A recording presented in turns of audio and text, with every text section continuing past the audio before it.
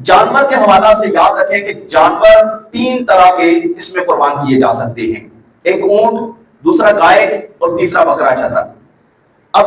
کچھ ایسے ہیں جو انہی کے ساتھ ان کی نو میں آتے ہیں۔ اونٹ، اس کی عمر 5 سال ہے،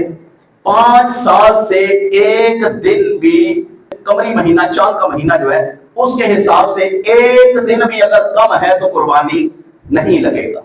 اور اس میں نر اور مادہ دونوں قربان کیے جا سکتے ہیں۔ اور گائے، بیل، بھینس اور اسی طرح بھینس کا جو مذکر ہے جسے ہم پنجابی میں مالی کہتے ہیں، یہ سارے جو ہیں ان کے لیے 2 سال عمر ہے، 2 سال میں سے ایک دن بھی کم ہوگا تو قربانی نہیں لگے گا۔ بکرے کے لیے 1 سال عمر ہے، نر ہو یا مادہ، اور بھیڑ اور دمبا جو ہے اس کی بھی عمر 1 سال ہے۔ ہاں، فقہا نے لکھا کہ اگر بھیڑ یا دمبا وہ اتنا فربا ہو، موٹا تازہ ہو کہ ایک ریوڑ سال کے جانوروں کا کھڑا ہونا ان میں وہ بھی کھڑا ہو، تو دور سے دیکھنے والا فرق نہ کر سکے کہ یہ جو دمبا ہے یہ چھوٹا ہے، وہ ان کی طرح کا فرما لگ رہا ہے، موٹا تازہ ان کے برابر لگ رہا ہے،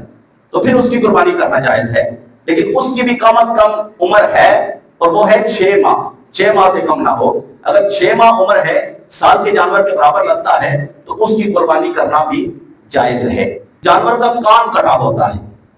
یہ وہ آج کل ٹیگ لگاتے ہیں نا کان کو، تو بعض مرتبہ وہ کان سے ٹیگ کھینچنے کی وجہ سے کان پھٹ جاتا ہے اور چل جاتا ہے کان، اور بعض مرتبہ وہ ٹیگ تو نکل جاتا ہے لیکن اس کے اندر سوراخ باقی رہ جاتا ہے۔ تو کان کے بارے میں یہ حکم یاد رکھیے کہ اگر 1/3 سے زیادہ کان کٹ گیا ہے تو پھر اس کی قربانی نہیں ہوگی، لیکن اگر 1/3 سے کم ہے، یعنی 2 حصے کان ٹھیک ہے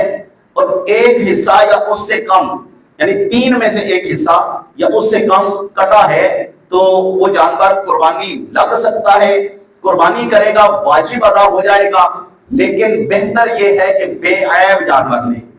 جس میں اتنا عیب بھی نہ ہو۔ تو خوبصورت ہونا یہ سب سے پہلے دیکھا جائے، جانور کانا نہ ہو، اندھا نہ ہو، یعنی یہ نہیں ہے کہ اس طرح کانا ہے کہ اس کا کانا پن ظاہر ہوتا ہے کہ یہ کانا ہے۔